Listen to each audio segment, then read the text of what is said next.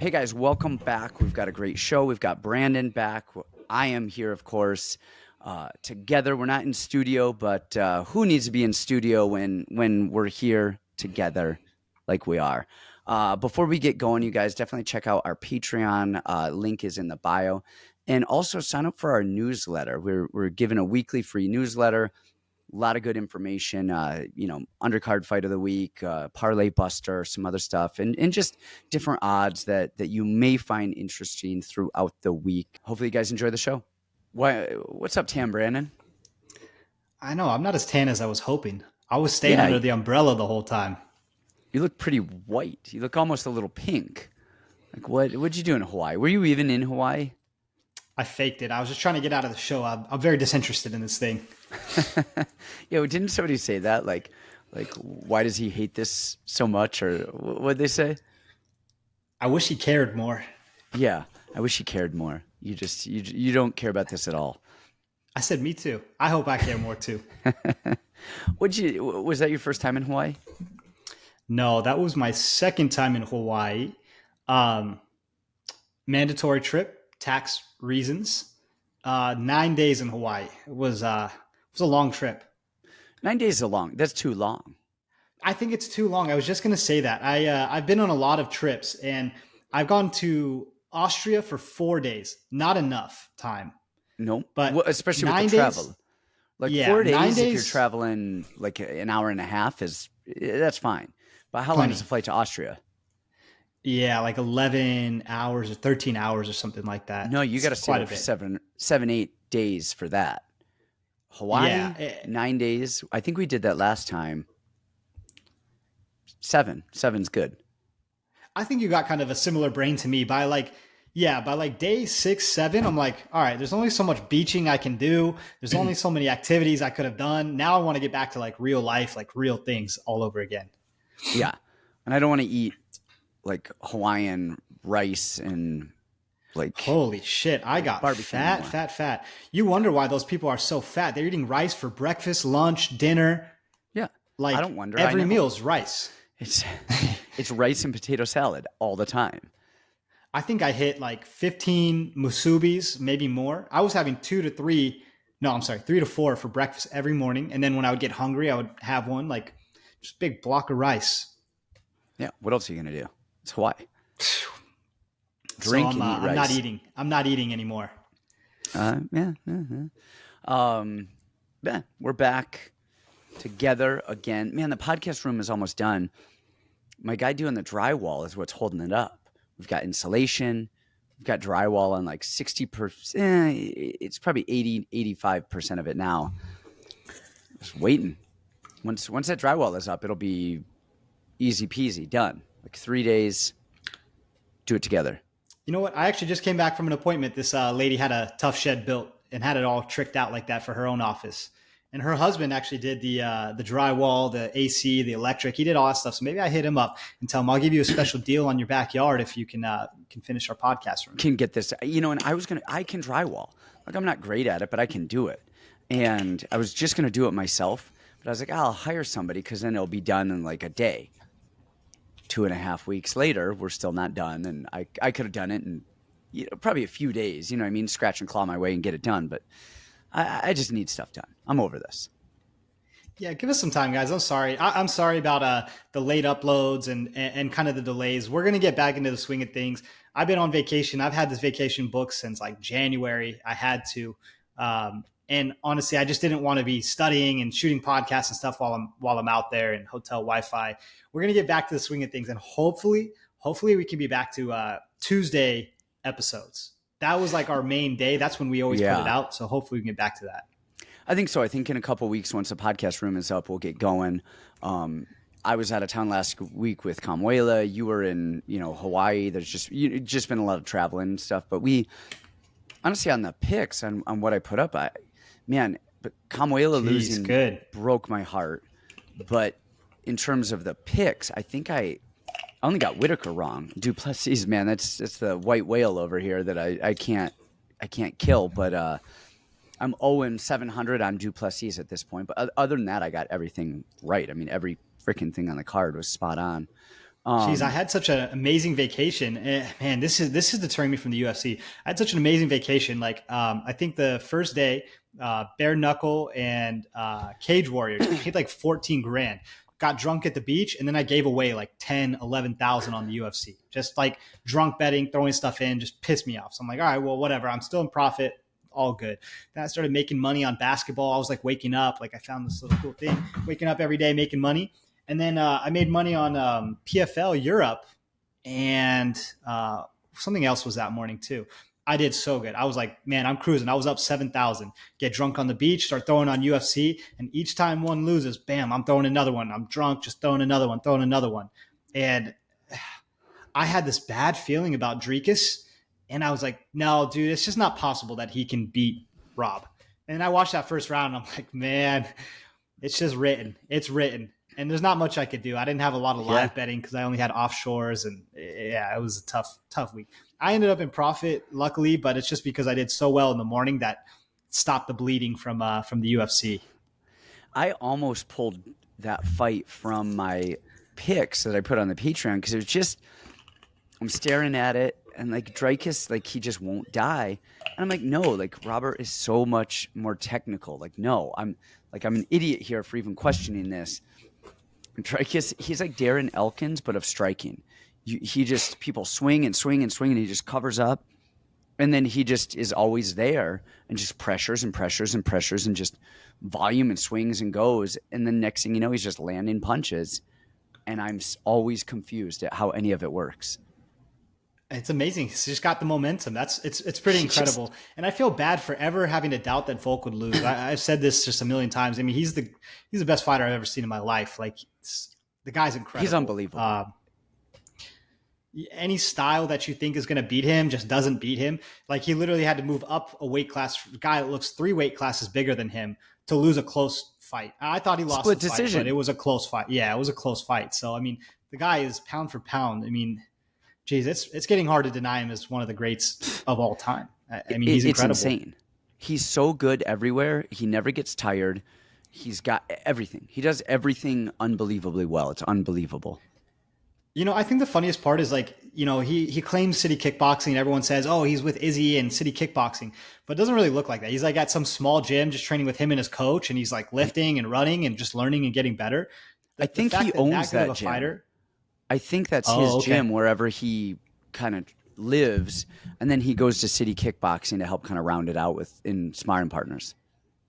I mean, geez, that caliber of fighter coming out of that kind of gym is just, it's unbelievable. And it shows me, man, you study tape, you learn how to fight, and you put in a lot of hard work, what you can do. You know, and then you have Pantoja, like, just upset, beating the guy. I mean, I don't think a lot of people gave him that big of a chance. Every you know what I mean? I think everyone was like, oh, Moreno. And he looked great, man. He's just a tough son of a gun and does all of the right stuff, won't die. I mean, he's got a granite chin, and he's just down to fight, man. You gotta appreciate a guy like that not a lot of people gave a lot of chance winning. And then his backstory, you hear about him with his dad and all of his stuff and driving Uber. And he's, you know, just a good, hardworking guy who finally got it, finally made it, finally did it. Good for him. You know, we've known Pantoja, trained with him, met him. He's a good dude. I really like him. And he's phenomenal. Like, people do not realize, like, his jiu-jitsu is unbelievable. Like, Henry and some of the guys have brought in 1,000 Brazilians to try to beat me up and tap me out, and none of them have. But Pantoja is probably the best grappler that I've seen come up with us anyway, out of Brazil and out of the camps. He is just phenomenal. Yeah, he armbarred me, and we talked about that. I was in awe. I couldn't believe he armbarred me. I was like, back in my day, and I was like, oh, I'm the best. And then he armbarred me so easily. This guy's incredible. It's crazy. This guy's so freaking good. Man, this fight, does anything on this fight card remotely interest you? Not from a betting perspective, but as a, like, hey, I want to tune in and watch this fight. I actually thought so. Yeah. Terrance McKinney is must-see TV. Terrance is always must-see TV. Like, but it's not JDM. Terrance I loved some Jack. Yeah, I do love Jack. And he got upgraded to the co-main event now, Whereas before he was just kind of, I think, on the prelims because they didn't really know if he was fighting or not or what was going on. So that I do like. I don't know much about his opponent, so I'm curious. I didn't tape that one, so we'll kind of go through. I think we're just going to go main card for the most part, and then a couple down in the prelims today, just for brevity purposes. And then of course, on Patreon we'll give some other stuff that once we have some time tomorrow to look over it a little bit more. As a whole, man, I am not a big fan of Holly Holm fights. They don't interest me because I feel like they're always the same.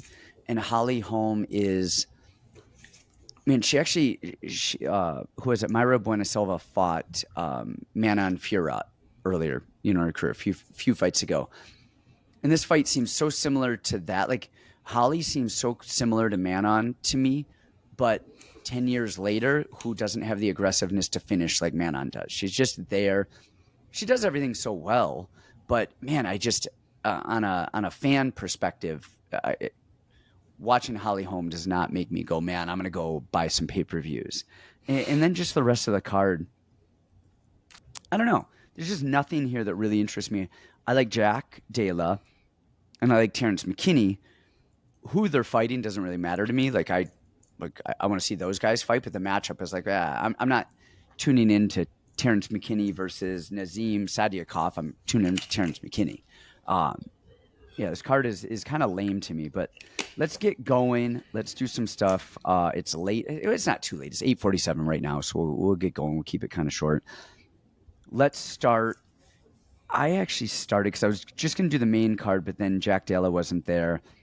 For some reason, I started on Tucker Lutz and Melsik Baghdasaryan. Do you want to kick this one off? Yeah, this is actually a fight that I like. There's honestly this week, guys, like I said, I'm going to take it a lot easier on UFC. Like, I cannot be just deploying capital on these fights because, like, the skill level is so tight. And honestly, guys, I don't care about being the smartest. That means nothing to me. I don't care about looking the coolest or being the smartest. I care about money. And for me right now, it's mostly in the regionals, bare knuckle. It's in other places. But this is a fight that I like. Let's see, Tucker Lutz. Man, in my memory from Tucker Lutz fights, he was just always such a good wrestler and never got tired. And then you actually look back and man, my memory, I feel like my memory is deceiving me. He is a big body. He's there. He's an okay striker. He's got a weird body, right? He's got the small legs and this like massive torso, like just, geez, his whole torso, it's like 80% of his body is his torso. It's like a kid formed him out of Play-Doh and like stuck his arms together and stuck his body together. It looks disjointed, like on a weird, it's a weird thing to say to criticize a fighter's body like that, but it's not like he just looks like he was put together strangely. So I know what you're saying with that. Yeah. And okay, so he's got a decent record. I mean, he beat Chase Gibson, Sherrod Blackledge, and then he beat Kevin Aguilar. What was that at featherweight? Man, Kevin Aguilar. That doesn't count. No, that doesn't count. The Kevin Aguilar small that we know and that we liked is gone. Like his last maybe 2 fights in the UFC, dude, he was a drunk uncle showing up off the couch with a pot belly and everything. Like those don't count. That's not the same Aguilar. Yeah, I totally agree. And even that fight was pretty close. And by the end of it, we saw Tucker getting pretty tired, right? He was shooting pretty labored shots. His striking was okay. It was mostly a jab, just putting a little bit of volume out there. I look at a guy like Melsik, and Melsik's big hole, people have always said has been cardio and grappling. The dude just fights insanely hard. I don't think his cardio per se is awful. We kind of talk about this like Fiziev too. Fiziev has really good cardio for how he fights, right? Every punch is to kill. Everything he does is to kill. And he just fights so hard. And a lot of guys will fade with him. I think Melsik has come a long way over the years. His get-up game is good. He understands, standing up. He does give up his back a lot, which isn't going to do him well against a jiu-jitsu guy, but that's not Tucker Lutz. Tucker is wrestler, grinder, in your face, big guy. And then on the feet, I mean, I don't think this is particularly a close fight.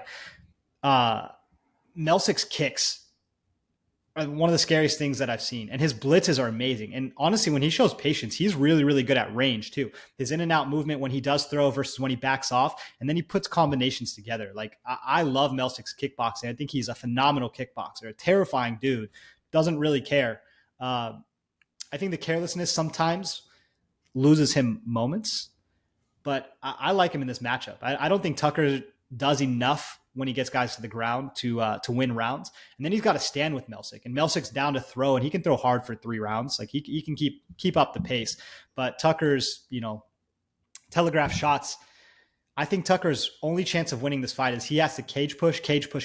And I think Melsik is just too game and too wiry, I guess. He's kind of a wiry dude. So I got Melsik, and this is actually a spot I like pretty decent. I agree with you 100%. And one thing that you didn't touch on was the speed of Melsik. I guess that's what I meant in his blitzes. He's fast. His hand speed and kick speed is lightning fast. I mean, they crack. He's a southpaw. That straight left to his, and then that left middle kick is brutal. He's got a good chin. He does the right stuff. I think in like exchanges, I think if they start swinging in the pocket and going toe to toe, I think that's Melsik all day long. Even the takedowns, I don't think Tucker is gonna. I think Melsik's too, like you said, wiry. I think he's gonna pop up. He's gonna scramble. He does the right stuff. And actually, if you look at his last fight against Kulabau, he didn't get out wrestled and out jujitsu'd. He just got a kick caught. He was, and it wasn't even like he got hit. It was just he got off balance. And Kulabau, man, just jumped on that like a tiger. You got to give that. Try repeating that in any fight ever. Try to make lightning strike twice. Yeah. Well, let's stop talking about lightning strike twice. Who did we talk about? He won the UFC show. I can't even remember. It wasn't Trayshawn Gore. It's Brian Battle. Like, dude, That's striking every day for that guy. So the next time we talk about lightning, Brian Battle just shows up and is like, "Hey, I'm lightning striking." So I agree with you, man. I like Melsik. I think he's tough. I don't think his cardio is horrible. I think, like you said, I think he just fights really hard and goes kind of balls out. But I don't think his cardio is bad. The speed, the dynamic, movements of his and Tucker is so clunky. I like Melsik here quite a bit. All right, what's next up? Catching your eye. We have Terrance, McKinney, and Sadykhov. And man, Sadykhov's fight with Evan Elder was that was awesome. That was just a good, solid scrap. And you look at, I think watching that at the time, and I think watching it back, I think that he was losing that fight. I think if that fight did not get stopped via cut, he was down 2 rounds on all the scorecards. Oh, was he actually? Okay. See, I didn't see the scorecards or anything. Okay. So interesting. And then McKinney, man, McKinney is McKinney. Like that dude. First of all, he looks insane when he's striking. He has the widest hands ever in his chin, and dude has Parkinson's and is all over the place. Holy hell, is he fast. He is so fast. He's so dynamic. His outside wrestling is amazing. His back takes are phenomenal. He's fast. He knows what he's doing. His cage wrestling is kind of weak. He's not a great cage wrestler. His cardio, I don't even know if his cardio is that bad or if he just gets like the Drew Dober thing. Like he just gets so wild and then gets caught, or like with the Bonfim thing, it's like, does he really slow down that much, or is it just he kind of panics and then gets clipped? It's almost like it's kill or be killed. I kind of think we have to stop giving him that excuse. Like I think by now we've seen that his cardio is not good. We tried to make a lot of excuses for him. Oh, if he just settles down, but I don't think I think it's not good. Do you think it's his actual cardio? But the Bonfim thing, he didn't look gassed out in round 2. He looked like he had no idea what he was doing in round 2. He looked like he had no idea how to win, but his cardio didn't look bad. He wasn't like death gassing, and then he got switch kneed in the face, and then just, fell forward, of course. But he didn't look death gassed to me. Of course, he slowed down, but I don't know. He's just a weird kill or be killed type. I think the easy play here is the fight doesn't go the distance. I mean, it's a Terrance McKinney fight. It's kind of like, well, I mean, those odds are probably minus 10,000, but I think Sadykhov he's good everywhere. He is kind of very similar to Bonfim, how he is there. But what strikes me in that fight is watching that back is Evan Elder took him down a couple of times, and Evan Elder rocked him, and Evan Elder landed a lot of good stuff. Who is nowhere near. I mean, he's technical, but he's nowhere near the athlete or the wrestler or the speed that Terrance McKinney is. And I think people are, with the odds, I think McKinney's a slight dog here. I think he was plus 150, plus 160 last time I saw. And I think they're putting too much into that Bonfim fight. Watching that fight back, he landed good shots on Bonfim. Like, he landed some good stuff. Bonfim just ate it like nothing. I don't think that Sadykhov is going to be able to eat those punches the same way. And I think Bonfim is just so much more patient and settled and is just a little bit more technical than Sadykhov is everywhere. And I like Terrance here. I think Terrance is actually going to get it done. I think he's going to find the mark, and I wouldn't be surprised to just see him shoot and take the back and see kind of like something we saw with Faris Zayem. I guess this could be the square side of things. I really like Nazim. I think Nazim's skills are really, really good. I just watch his Contender Series fight, right? A lot was made, and I think Hassanzada was really over promoted and overhyped. But Nazim just has a swag. I think his striking is gorgeous. Honestly, even his grappling defense in that fight was amazing. Now, the Elder fight was much closer, and I couldn't figure out why. Like, Elder is just kind of like hanging and in there, and he was still winning rounds, which was really crazy to me.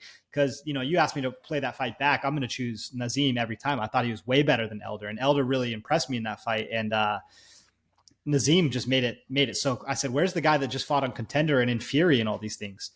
I like Nazim here. I think his striking is very educated. I think he manages distance well. I think he counters really well. The wrestling is one thing that I worry about, but a lot of times, outside of the Faris Zayem fight, Terrance gets he goes too far in the grappling transitions. He doesn't settle his weight. He doesn't settle things. He's always looking to go to the next move, and a lot of times he loses position because of that. So many times where he could lock it down and hold things. I don't think his jiu-jitsu is where it needs to be taking guys down and submitting them consistently, especially a guy that does have good hips and does have good awareness like Sadykhov, right? He comes from a really good camp. Man, I mean, outside of, Terrance first round props, and I guess I'm with you. It's not like he just collapses, but it almost seems like he feels defeated. Like, okay, the guy's still here and still standing after 5 minutes. Now what? And Sadykhov is willing to put together a good 15 minutes. I mean, we've seen it time and time again and him look impressive over the course of 15 minutes. So for me, I honestly think the better fighter is Nazim. I think we've seen him go 15 minutes. I think he comes from a good camp. He's well prepared. I think this is a really good line on Nazim. So I'm going to go Nazim Sadykhov here. All right. We've got, I believe, the first fight of the actual main card. 1, 2, 3, 4, 5. Norma Dumont and Chelsea Chandler. Give me your thoughts on this. And people, I actually did tape both of these women's fights because we're only doing the main card. So I was like, all right, I have to. So I did. Brandon, give me your thoughts on this first, and then I'll give you mine. Okay, yeah, Chelsea Chandler and we go way back because she came on. Okay, her first few knockouts were some of the most impressive women's knockouts I've ever seen. Like, she is gangster. And then she comes back, right? And she was fighting Courtney King, so we did a lot of deep digging. Like, I love to go deep on Invicta. Like, we figure out everything about these people. And there was a lot said. And I remember last time saying, like, hey, we were commenting on the stuff and everyone's like, oh, she got kicked out of camp. And it was like, where is she training? Okay, she ended up winning the last fight. She beat Stoliarenko. Man, I'm not impressed. I think she's looked awful. The Courtney King fight was awful. Like, not finishing Courtney King is bad, especially for the prospect that Chelsea was supposed to be, the style that she's supposed to be, the aggressiveness that she's supposed to have, the punching power, the takedowns, like literally everything that was on Chelsea's side, and then not finishing Courtney King. And she won 29-28. I know a lot of, I thought she won 30-27. I had a lot on her in that fight, but not a good look. She looked fat, slow, lazy.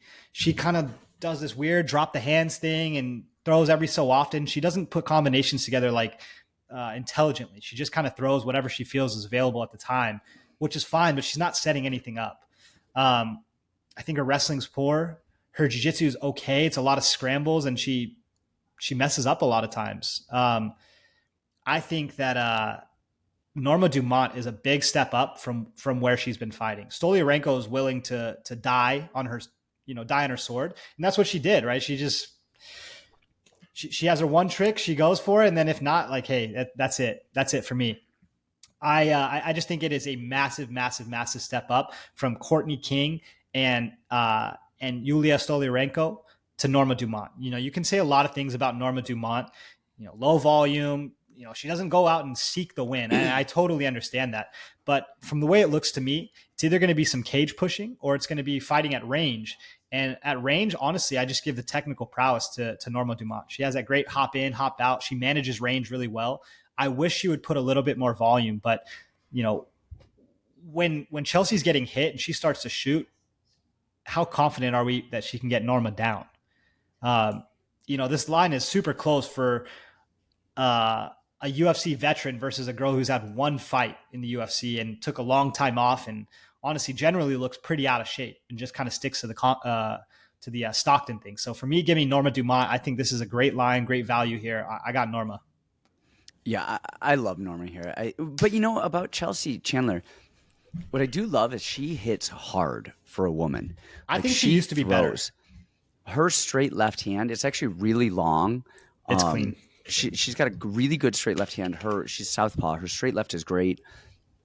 Her right hook is this loopy, weird. She like angles off, and it's almost like she's loading her left hand so much that she's almost like anchoring her body to that side. And then the left hook is like this weird looping schoolyard overhand, which it doesn't have a lot of technique on it, but it's long and it's looping. It sets up that left. Her grappling on the ground, like you said, she scrambles and she wiggles well. But man, Stoliarenko took her down with ease. I mean, she just threw her down. And she looks big and strong. But man, Dumont, she's clean. She's a technical. She's really precise with her striking. She moves well. She draws people in. You already said it. She's low volume. We know that. I don't know if that matters here because Chelsea is going to, I think, press and presser. I think she's going to come swinging in, and I think that's going to actually work against her. I think she's going to swing and miss. Dumont is going to be there just waiting for it. And we saw Dumont put Danielle Wolf down a few times. Who's the boxer, and Danielle had a much longer reach, had more technical. I wouldn't say technical, more accomplished boxer. And she was a jiu-jitsu world champion. Was she a white belt jiu-jitsu world champion or what? Yeah. White belt. IBJJF world belt. I was just kidding. I just figured out. But yeah, so I mean, man, Dumont just clowned her, dropped her 2-3 times, just starched her. I mean, Dumont is very decent. And even when you saw her get taken down against Macy Chiasson, she was getting back up. She's turning, finding the cage, doing the right stuff. So she's not, she's a 145-pound woman. You put her on the mat, and I mean, she got hips, and you look at her hips and legs. You look at like mid-thigh to belly button. That's 80% of her mass right there. Put her on her back, she's probably going to stay at her back. But that said, she would get up and do all the right stuff. So I like her here. I think it's I think it's kind of a really good line and a really good Like you said it's a gift for somebody that seasoned and that technical against somebody that sloppy and new. Now she's powerful. She hits hard as shit. But the way in between combinations that she drops her hands and she does like the little. It's like she's fighting in a 1998 sketch comedy movie. Yeah, jeez. I'm a big fan. Honestly, her picture in the do-rag was my Discord picture for a long time, probably 2-3 months. She wearing a do-rag. I love Chelsea Chandler. Nobody loves Chelsea Chandler more than I, but I see things for what they are, and I just don't think this is a good fight for her. Big step Yeah. up. All right, next up we got Albert Duraev and Jun Young Park, the Turtle, the Iron Turtle, who I know well because Anders fought him. And yeah, what do you? I'm up, right? I think I'm up. Yeah, go ahead. I actually want to hear what you have to say because I think I know where I'm getting to with this one, but I want to hear what you got. Duraev is, man, it's so weird because he's Russian. I'm assuming he's a Dag. Do you know if he's a Dagestani Russian or not? Yeah, he is. Yeah. Okay. But he doesn't really wrestle like a Dagestani wrestler. Watching him against, was it Kapilov, where he couldn't get him down until Kapilov grabbed the fence and they started him on the ground or something weird. Like I forget the exact details, but like Duraev was losing that fight and I think was going to lose that fight if he didn't get that gift of a situation kind of given to him. High guard, hands are up. He looks the part, but he's one-off punches. It's a big swing. It's a jab. He looks decent everywhere, and he has decent power, and he has decent wrestling. His cardio goes down a little bit, but I don't know that. We've seen people kind of, if they can stop one or two shots, he's not going to keep wrestling. He agrees to like, all right, I got stopped. I'll stand up, and he will throw that big overhand, and he will fake a shot and throw the big overhand, and then he hit Buckley with it with a beautiful kind of same side high kick that I can't believe Buckley just ate it like a sandwich. It was kind of crazy, but I don't know that he. Looking at Duraev, and it's funny because he's 16 and 15 and 4, 16 and 4. I'm looking at it. His fights in the his earlier fights in ACB, you know what that dude wants to do: big swing, take you down, ground and pound, dag, wrestle you. In the UFC, it doesn't seem like he's having the same success, and so he's gotten away from it. It's like he'll shoot once or twice, and then he's not like going full send on the shots. And I don't think he has the cardio to keep the pressure on it. Then on the other side of that, you have Park, who looks like he should be a chef at a Korean restaurant. At PF Chang's. Yeah, but he's actually really fast. He's really agile. He's got a really good jab. His striking volume is good. He has phenomenal cardio. Like, we've never really seen that guy get tired. And he knows how to use his wrestling and his cardio as a weapon, where he will go and go and go and go, and he will break people. We saw it in the Joseph Holmes fight. We saw it against Dennis Tillulin in his last fight. Like, he knows how to do it. The one thing that worries me about Park against Duraev specifically is when people throw at him, he reaches. He reaches out quite a bit. I don't think that's going to be an issue just the way that Duraev fights. But if Duraev was in his face swinging just meat hooks, he could catch Park with some of those big shots over the top. But he doesn't swing big meat hooks. He'll throw one, but he needs to throw two or three and really swing in there. I think the volume, the jab, and the cardio of Park is going to be too much for Duraev. And I think Duraev might even win round one, but then I think Park just comes on and puts the volume and the pressure in round 2 and 3.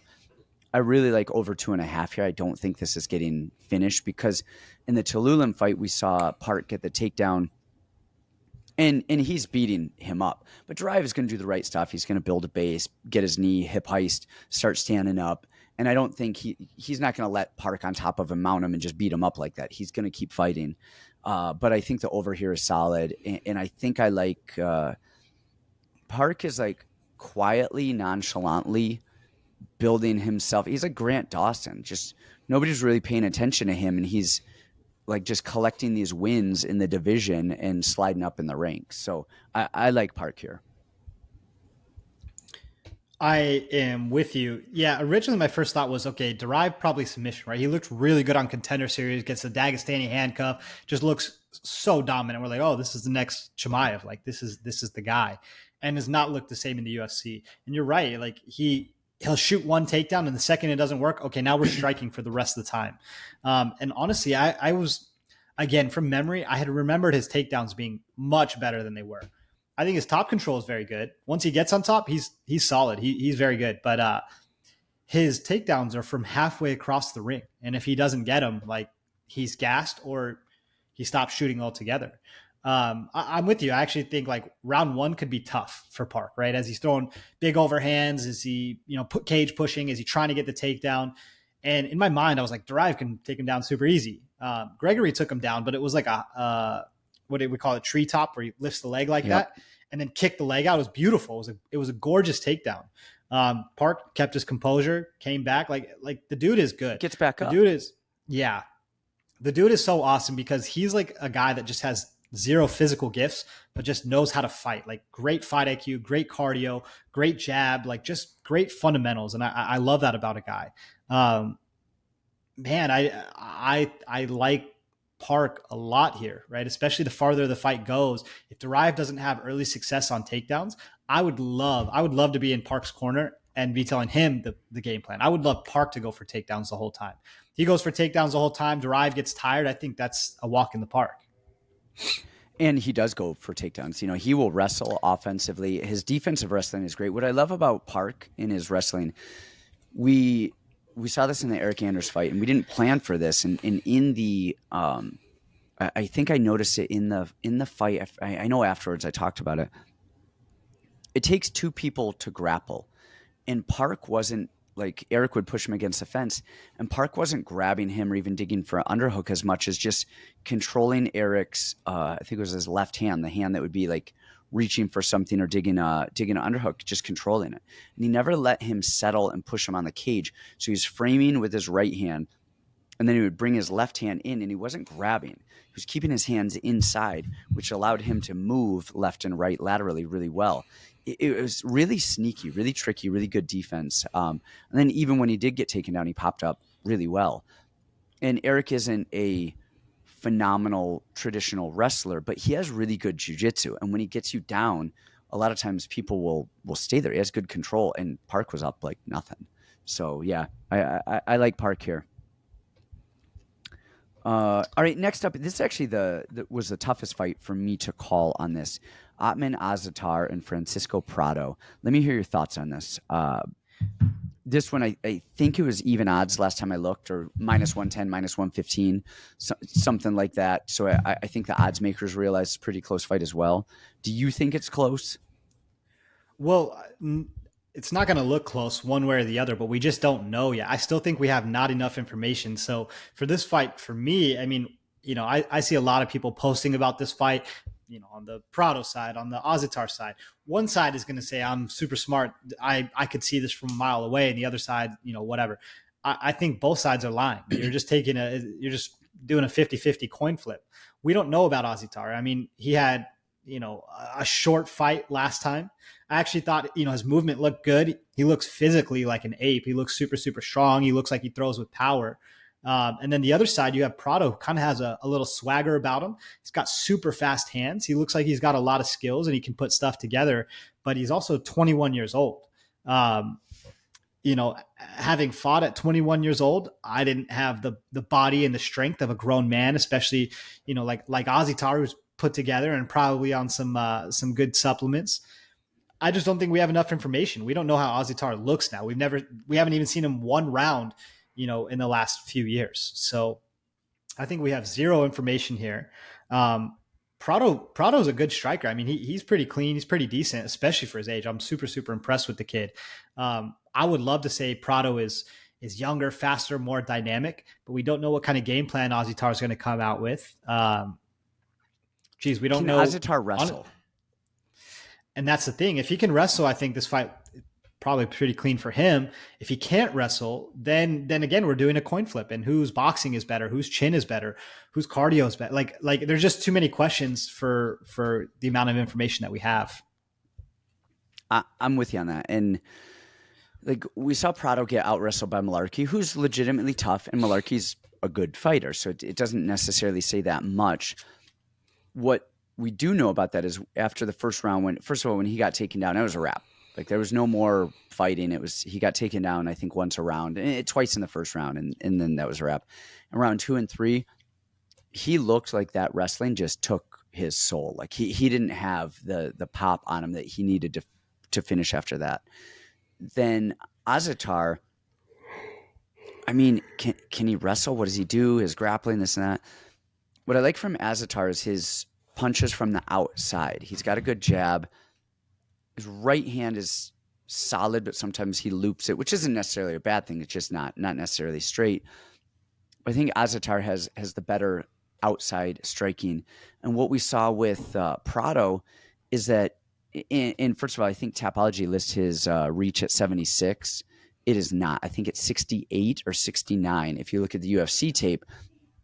Because I was looking at him, I'm like, man, this guy has tiny arms, and he had no way to close the distance. He had no way. He swung and missed everything he threw at Malarkey. Malarkey would throw a jab and then move away, and he just had these short little hooks.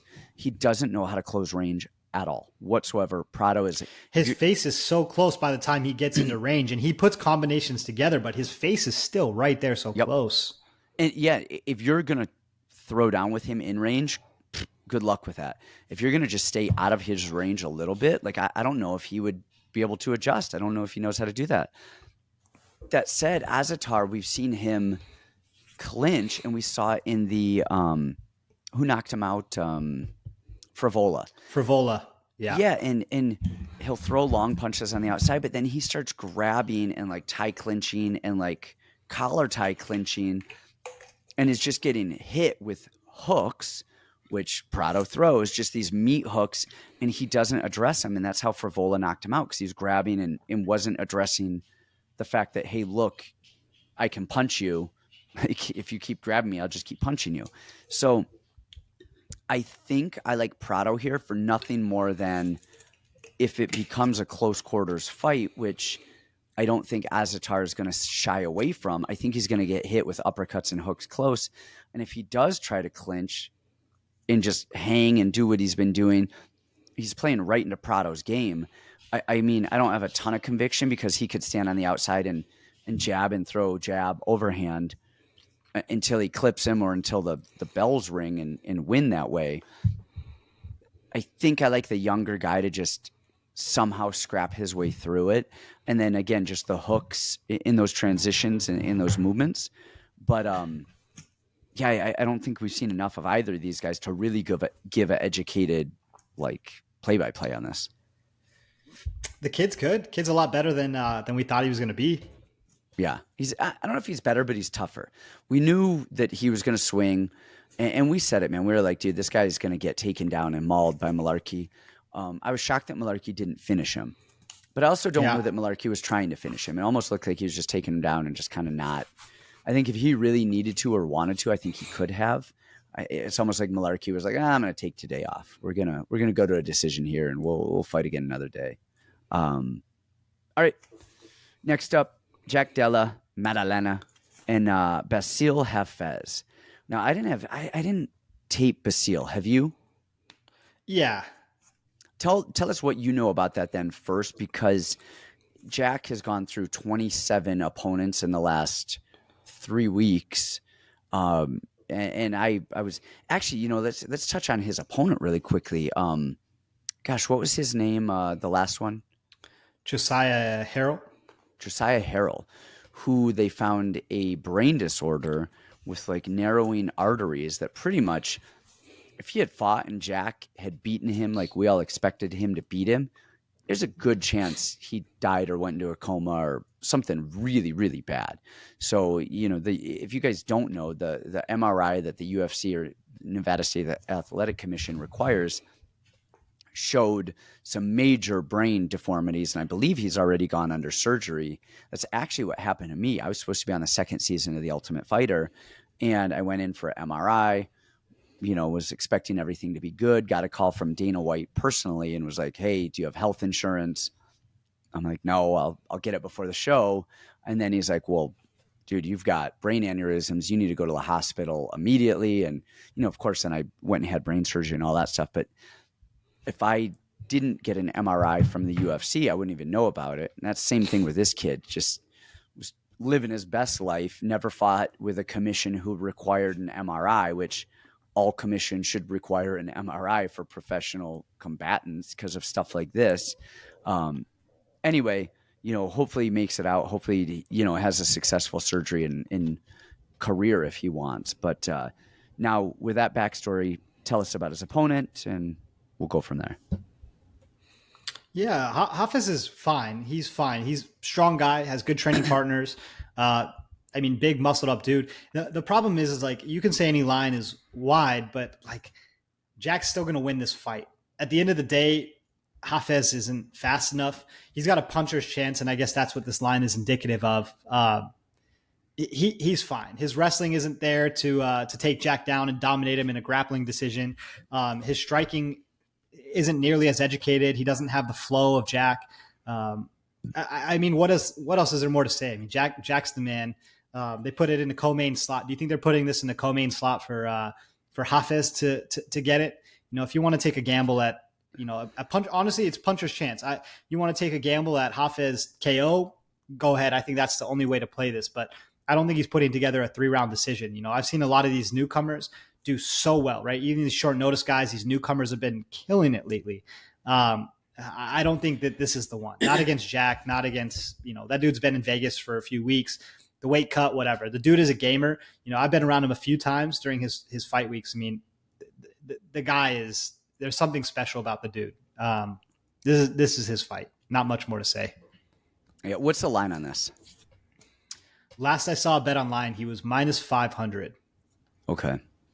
I mean, yeah, I don't know if there's a prop, if there's a way to play something with better odds, but man, Jack is the truth.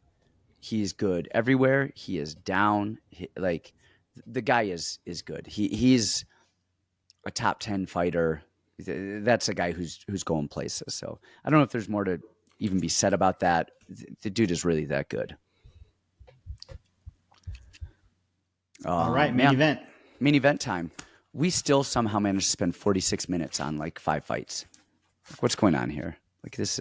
I'm out. I can't. That's all right. That's all right. We've got Holm and Mayra Buena Silva. And I touched on this a little bit earlier, but I'll get to that in a second. But Buena Silva is, she's the Brazilian fighter right now. Muay Thai, marching, just very in her stance, doesn't move a lot, covers up, gets hit and waves it on, whatever. And then plays jiu-jitsu. There's not a lot of movement standing up. There's no in and out. There's no feints. There's no, I'm going to draw you, hey, look, a trick, something shiny over here. It is, I'm going to swing. I cover up, I swing. We Muay Thai. And, same thing. Her ground game is fine, but did you rewatch that Stephanie Egger fight at all for this? No. So she tapped her out with the arm bar. But I was looking, and they said, but I did not see the actual tap. I was looking. I looked at the stuff. So I'm curious if she actually did tap or not.